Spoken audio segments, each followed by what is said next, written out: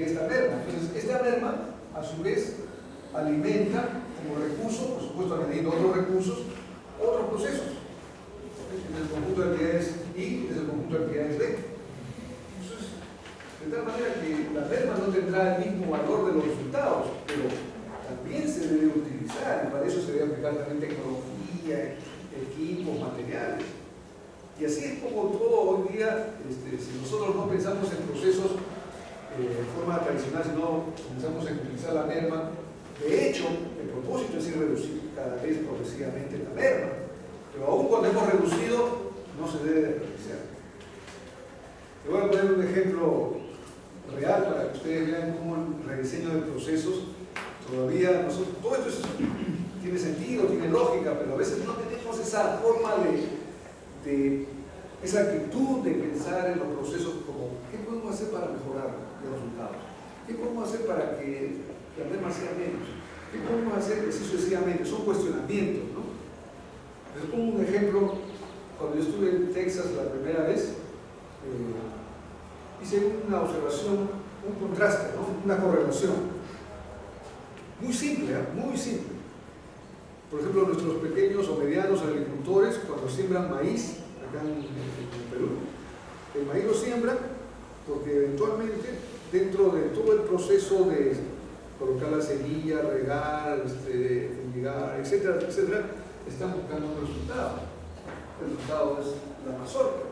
Dependiendo de la variedad de maíz, el resultado es la mazorca. Y entonces, cuando se cosecha la planta de maíz y se tiene la mazorca, hay una serie de cosas que no son la mazorca. El tallo, las hojas, etc. Esa es la merma. Y en nuestro país, como no tenemos esa actitud de rediseño de procesos, todo lo que no es mazorca lo utilizamos por lo general como forraje para la alimentación de animales. Peces, ahí está, todo eso lo juntamos, lo compartamos y lo empleamos como forraje. Ese es nuestro país.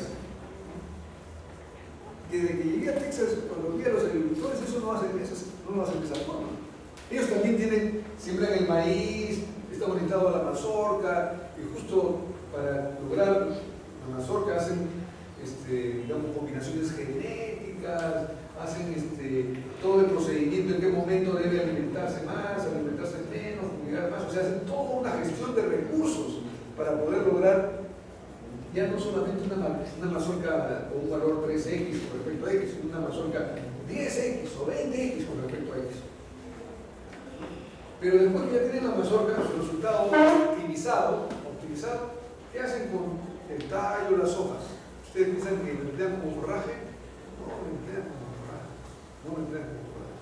¿Por qué? Porque analizan y encuentran a ver qué características químicas tiene el tallo, qué características químicas tiene la hoja. Algunas de ellas tienen mayor celulosa, eso. Lo utilizan como recursos para la industria del papel. Porque la industria del papel necesita también recursos, celulosa y todo eso. Entonces de ahí proviene eso, lo que nosotros utilizamos como alimento de forraje. Ellos lo optimizan para poder obtener un proceso mucho más eficiente. Y en lo que respecta a la alimentación de las reses, no lo alimentan con ese forraje, sino que las reses, a ver qué cantidad necesitan de proteínas, de carbohidratos, entonces preparan otros procesos que produzcan esos materiales que generen los resultados óptimos para que la alimentación de las reses sea, digamos, tengan mayor cantidad de crías, tengan mayor cantidad de producción de leche, etc. O sea, todo lo analizan desde el punto de vista del proceso. No como nosotros, que a veces, bueno, tenemos esto que el forraje, el tallo, dicemos que lo podemos utilizar. Aplicamos cierto criterio, pero ese criterio solamente está transformando a un valor de 3x o 2x, pero no analizamos cómo podemos rediseñar para que tenga un valor de 5x, 10x, 20x, 100x. Con ese ejemplo simple les estoy dando un poco las pautas de lo que nosotros debemos hacer en general. ¿Comprenden, no? O sea, porque eso es real, o sea, y hasta ahora, cada vez que yo voy al campo, yo ahí a los agricultores utilizando los hojas y tal. Por supuesto que uno diría, bueno, pero ellos, ¿cómo van a asignar acá en la industria del papel? En eso se trata. Que los procesos no solamente están aislados, sino que hay que desarrollar todo un conjunto de procesos. Hay que encontrar la manera de forma creativa, innovadora, de poder utilizar los recursos y los resultados y la merma, de tal manera que haya sinergia, que haya una optimización no solamente de un proceso, sino de todo un conjunto de procesos. Porque al final, una empresa, esta es una empresa, que está compuesta por procesos, pero acá está otra empresa, que también está compuesta por procesos, y acá está otra empresa, y así. Entonces ustedes observan, toda la sociedad está compuesta por organizaciones que dentro de cada una de ellas tienen su propio proceso. Y para poder, a lo mejor, optimizar, debemos también hacer un análisis de los macroprocesos. O sea, por ejemplo, para que, digamos, esta merma se pueda utilizar en otros procesos, entonces tiene que haber toda una planificación de los macroprocesos. Les comento el caso de Corea, cómo analizan los macroprocesos, para que podamos de esa manera pasar del maíz, de la plantita de maíz, ¿no?, ya a una cosa macro. En Corea, ellos, a ver, seguramente algunos de ustedes también tengan referencia, estoy refiriendo a Corea del Sur, ¿no? Corea del Norte, Corea del Sur, han tenido un desarrollo en los últimos 40 años que finalmente yo lo explico de esta forma. Este es tiempo, este es variables de desarrollo, entre ellos PBI, PBPA, etc. Diferentes variables de desarrollo. Cuando en los años 60, 70,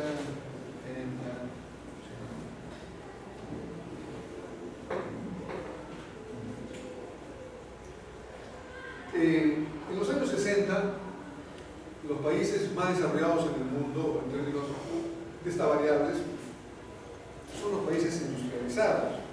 Llámese Inglaterra, Francia, Alemania, Estados Unidos. Entonces su nivel de desarrollo está por acá, ¿no? O sea, han tenido sus bajas y caídas, pero luego otros países también. Son los países industrializados.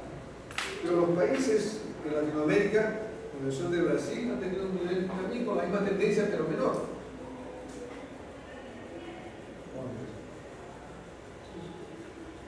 Una de las razones por qué estos países desarrollan más, en mayor proporción que otros, es que se concentran a optimizar sus procesos.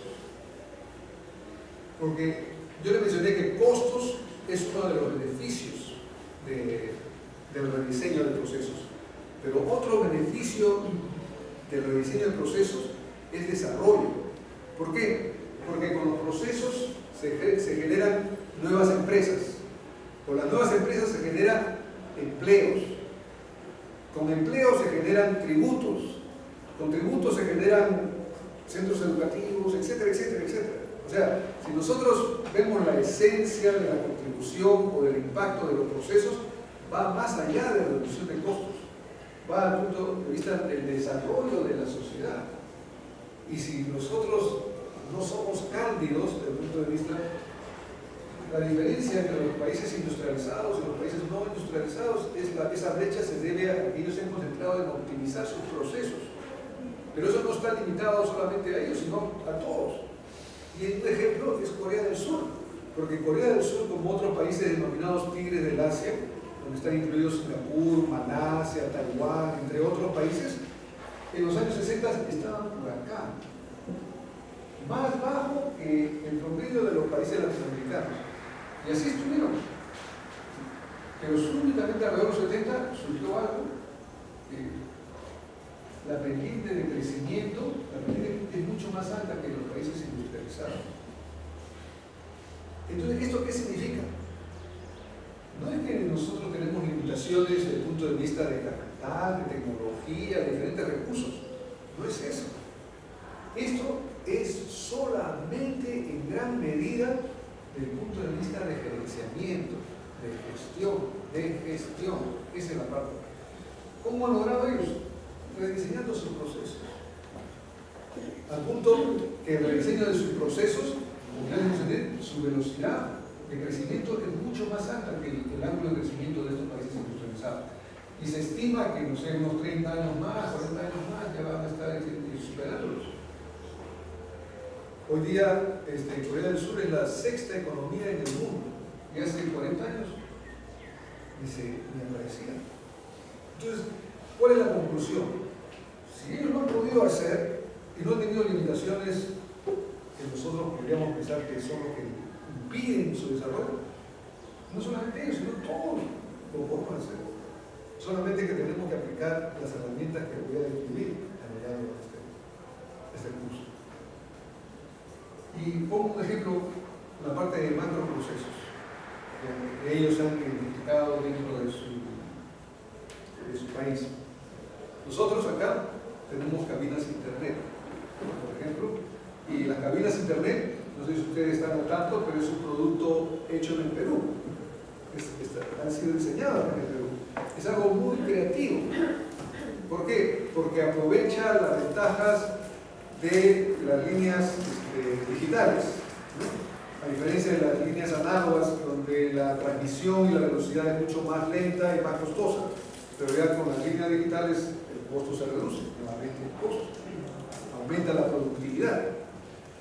Pero aún con las cabinas internet es limitado, porque no en todos lugares hay cabinas internet. Entonces, ¿cómo pensó Corea? Vamos a poner cabinas internet para todo el país. ¿Saben cómo lo hicieron desde el punto de vista de macroprocesos?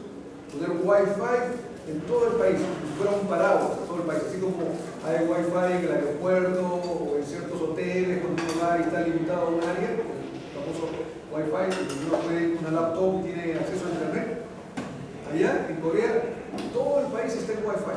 Por supuesto que para eso tienen que haber desarrollado tecnología, haber colocado un satélite, y ese satélite, digamos, hacer todo posible la conectividad de todo el país. Geográficamente cubre todo el país, así como geográficamente el Wi-Fi cubre solamente un sector, el aeropuerto o un hotel, ya cubre todo el país. ¿Y cuál es el resultado? El resultado es que todas las personas tienen acceso a banda ancha, a internet, y pueden utilizarla para sus diferentes aplicaciones a ningún costo. Claro, el costo ha sido por parte del Estado, que han visto la ventaja de evitar que todos tengan Wi-Fi.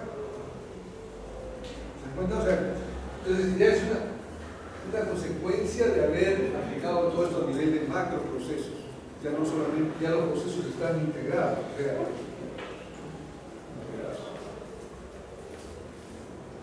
Ahora estoy poniendo un ejemplo tal vez que requiere visión, que requiere inversión, que requiere todo eso, pero muchas veces nosotros decimos no vamos a esperar que el Estado tenga esa visión, nosotros podemos hacerlo a través de nuestros propios ámbitos, en nuestras propias áreas de responsabilidad.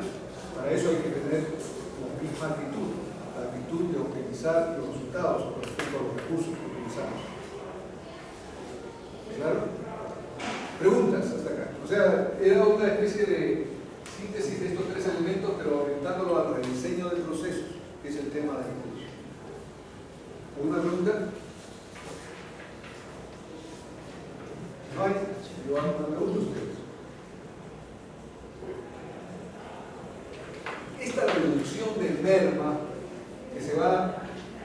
que se debe ir cada vez reduciendo, porque eso a su vez va a permitir que mayor proporción de recursos se convierta en cada vez mayor cantidad de resultados. Porque si nosotros tenemos acá 100 de recursos y acá los resultados en son 60, significa que la merma es 40.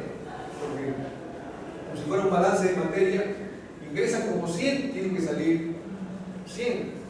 60 en resultados, 40 en merma. Entonces, la próxima oportunidad, cuando se reduce esto a 30, ya no saldrá 60, saldrá 70. La próxima ya no sale 20, sino sale 80. O sea, al reducir la merma, cada vez hay una mayor proporción de resultados pasados por recursos.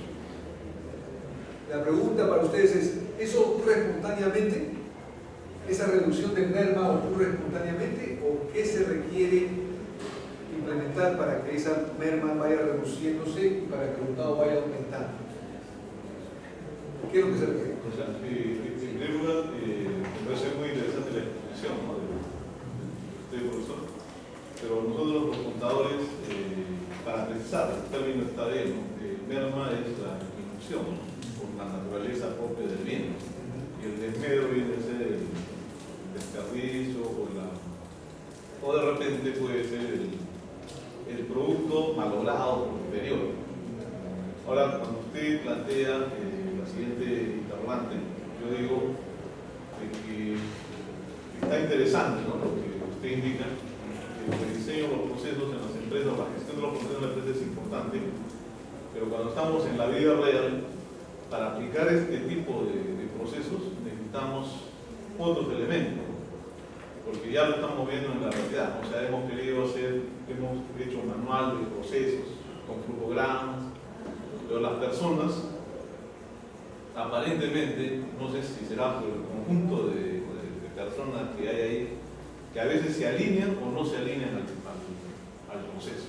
Entonces ahí tenemos que utilizar otros elementos que nos va a ayudar, como es el ecosistema. Que los sistemas aplicados en la empresa deben estar dados, o sea, digamos, todo proceso debe estar en un sistema a efecto de controlarlo y que cada operación vaya por su carril y que cada persona, por ejemplo, que compre, digamos. Cuando nosotros vamos a necesitar las compras, definitivamente solicitamos autorizaciones de compra. Entonces, antes de que se apruebe la compra, tiene que haber aprobación de la cotización que sea la mejor. Entonces, aparentemente las personas conocen ese proceso, si no tuvieran sistema, soslayan pedir cotizaciones y solamente compran un solo proveedor, y ahí se quiebra todo el proceso. Entonces, el problema que se da es de que, muy interesante, pero el asunto es que tendríamos que tener todo un sistema en una empresa, tener una capacitación, tener políticas claras, y al fin y al cabo, todas las personas de esta entidad deben seguir esos procesos. O sea, no es una cuestión, digamos, unitaria, ¿no?, sino de que por mandato de la empresa, por mandato del gobierno corporativo, todas las personas que conforman parte de esa organización tienen que aquel que incumple, entonces estaría pues siendo un cuello de botella, ¿no?, en los procesos de la empresa. Muy bien. Lo que acaba de comentar su compañero me da pie a describir el segundo componente del curso. El primer componente del curso es el rediseño del proceso, que ya se pudieron explicar acá basado en diferentes escenarios que uno va rediseñando para ir mejorando la relación de resultados con respecto a recursos. Esa es la parte de arriba. Efectivamente, una de las mayores limitaciones del rediseño del proceso es que esto no es unipersonal. Qué bueno sería que todo esto dependiese de uno y no hacer todo esto, ¿no? Eso no es así. En la vida real hay operarios que no siempre comparten el punto de vista del otro. A veces hay mismos supervisores que no comparten el punto de vista. Entonces, por eso es que el otro tema del curso es gestión del conocimiento, que se suma al rediseño del proceso. O sea, el rediseño es una cosa que ya le expliqué en términos, ya vamos a ver la parte de indicadores, cómo medir, pero la otra parte es la gestión del conocimiento. La gestión del conocimiento es este gerenciamiento, cómo se interrelaciona con los operarios, con los manos de obra. ¿Cómo hago que estos operarios, no es que a veces se opongan, sino cómo motivo, cómo inspiro? Porque muchas veces no se oponen, pero tampoco no apoyan, están así en forma neutral, ¿no? Eso es generalmente lo que ocurre, o sea, están en forma neutral. Pero ahí viene el tema de lo que hoy día es igualmente importante que el rediseño del proceso. El rediseño del proceso, si todo dependiera de uno, como muy bien lo ha dicho tu compañero, sería simple, pero no tenemos que gestionar a toda la parte de la organización. Y ahí viene la parte de gestión del conocimiento. La parte de gestión del conocimiento es un punto pero vital para poder de esa manera lograr los beneficios del rediseño del proceso.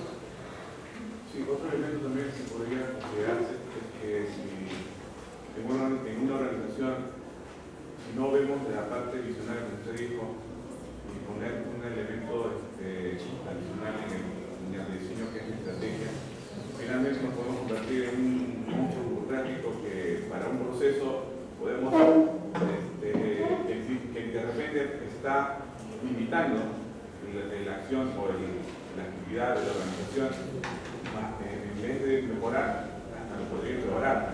Generamos más procesos, más burocracia y no visionar. mencionamos la estrategia, o por ejemplo, no eliminar un proceso o utilizar el outsourcing como una estrategia, o qué sé yo, cualquier otro elemento para optimizar y agilizar. Puede, si el primer turismo organizado o visionado, en vez de mejorar, empeorar a la organización, ¿no? Si es que no se tiene una visión clara respecto a la estrategia. Exacto. Esa es la palabra que estaba tratando de ignorar. Muchas veces los supervisores, los que tienen mayor, tal vez, formación, capacitación, apuestan al cambio, a mejorar el proceso, pero a veces ocurre que muchos ignoran eso, ¿no? O sea, por eso le digo, no están ni a favor ni están en contra, solamente ignoran. ¿Qué debemos hacer? ¿Qué debemos hacer? Ahí viene el tema sumamente interesante de gestión del conocimiento. Un aspecto en la gestión del conocimiento, nosotros, ustedes, tienen el reto de hacer comprender que todos estos beneficios del proceso no solamente benefician a la organización, sino benefician a los empleados, benefician a la comunidad, benefician a la sociedad. Y esa es la principal limitación. Nosotros lo vemos tan lógico, asumimos que todo lo demás también debe verlo lógico, pero no es así. Le voy a poner un ejemplo. Y acá ya entramos a la parte de gestión del conocimiento. Ustedes deben haber escuchado el término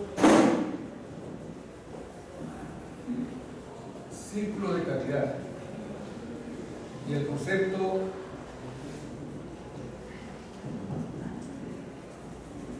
calidad total. Son dos conceptos diferentes, no son los mismos, están dentro del ámbito de calidad, pero son diferentes. Los círculos de calidad fueron diseñados, no se puede decir inventados, fueron diseñados por Edward Deming. Edward Deming, un profesor de la Universidad de Minnesota, que siendo matemático, con su formación él era matemático. Él diseñó lo que nosotros vamos a ver mañana también, algunas herramientas de control estadístico de procesos, control estadístico. Pero no es un control estadístico muy complejo, es simple, pero él lo diseñó y él dijo, miren, ese tipo de criterio, él dijo, las matemáticas no siempre son temas que a las personas les gustan mucho. Él siendo matemático, cuando se habla de matemáticas ya algunas personas con los mismos computadores en un momento dado hablan de matemáticas, ya mentalmente se bloquean. No quiero saber nada de matemáticas, no quiero saber nada de computadores. Entonces hay que ponerse, no en el caso nuestro, pero en el caso de las personas que por alguna razón no tienen ningún profesor de matemáticas, entonces se bloquean y no quieren saber nada con matemáticas. Igual así como en el caso de la computadora, no quieren saber nada con computadora, entonces siguen utilizando lápiz y papel, ¿no? Pero Deming, siendo matemático, dijo, miren, para hacer una cosa simple, la mejora de los procesos se puede hacer con un pequeño grupo que esté familiarizado con los procesos, y ese pequeño grupo se pone ahí a analizar en qué forma se puede mejorar el proceso. Porque lo más importante no son las herramientas matemáticas, lo más importante es la voluntad, la actitud de las personas para mejorar los procesos. Yo, analizando eso desde el punto de vista académico, algo sumamente brillante, ¿no? Porque muchas veces los matemáticos, los ingenieros piensan que con esas herramientas cualquiera lo puede utilizar, cualquiera puede resolver todos los problemas del proceso. Pero Deming no, Deming dijo, las herramientas por sí solas no van a resolver nada, tienen que ser a través de las personas. Y desarrolló el círculo de calidad. Cuando lo implementó en el Japón, gran éxito. Gran éxito.